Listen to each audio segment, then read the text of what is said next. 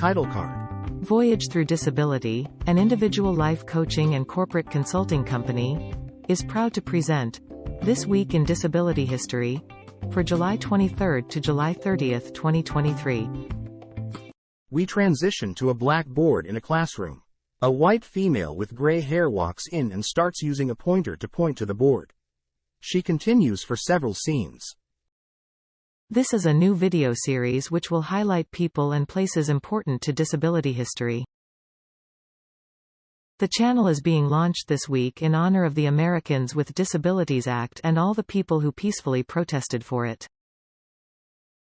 The channel will also raise awareness about various medical conditions and nonprofit foundations. Typically, there will be one short video per week. This week, this is Part 1. Part 2 discusses the definition of disability from the ADA. We now see a large bucket of movie theater popcorn. Let's go to the movies. We're watching A Tale of Two Georges and millions of other people. We transition to a movie theater. On the screen is a picture of then Vice President Bush. When the older George Bush was vice president, President Reagan told him to dismantle the 1973 Rehabilitation Act, as much as possible. That was in line with Republican policies of small government and pro-business attitudes. Vice President Bush narrowed it, but he wasn't happy. At least two of his children had experienced significant health issues and he knew many people with disabilities. We see a picture of the White House. After 8 years as vice president, Mr. Bush ran for president.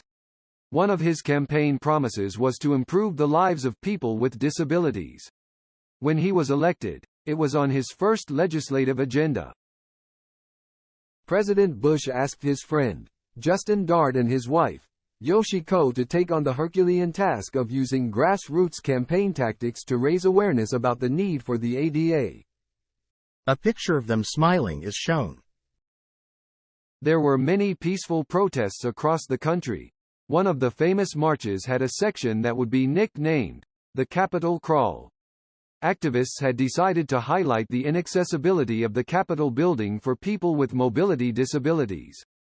Some of the most famous photos of the Capitol Crawl, which greatly contributed to the passage of the ADA, featured 8-year-old Jennifer Keelan Chaffin crawling up the Capitol steps. One of these pictures is shown. On July 26, 1990, with Justin Dart looking on, President Bush signed the Americans with Disabilities Act. A picture of this signing is shown. There is special effects, clapping and confetti. The original ADA used the same definition of disability as the Rehabilitation Act because it had never been seriously challenged by the courts. Then, the 1990s happened. The 90s individually pop up on the screen. The courts decide that the plaintiff must prove disability before the other side needs to defend against the accusation of discrimination. As a result, activists want to revise the ADA, but they don't want to make things even worse. They wait.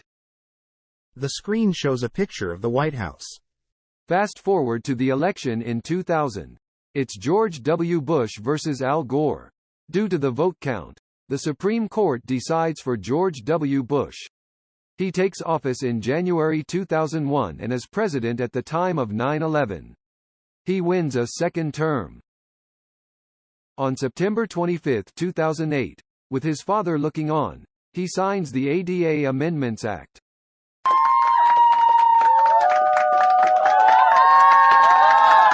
The photo shows the signing in the Oval Office. There is special effects, clapping and confetti. We again see a large bucket of movie theater popcorn. I hope you enjoyed the movie. We are back in the classroom with the same teacher. This video was brought to you by Voyage Through Disability, LLC.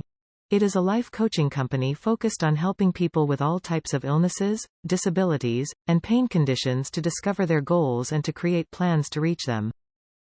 We've reached the end screen. Don't forget to like, comment, and subscribe. Please visit www.voyagethroughdisability.com for information about life coaching and corporate consulting.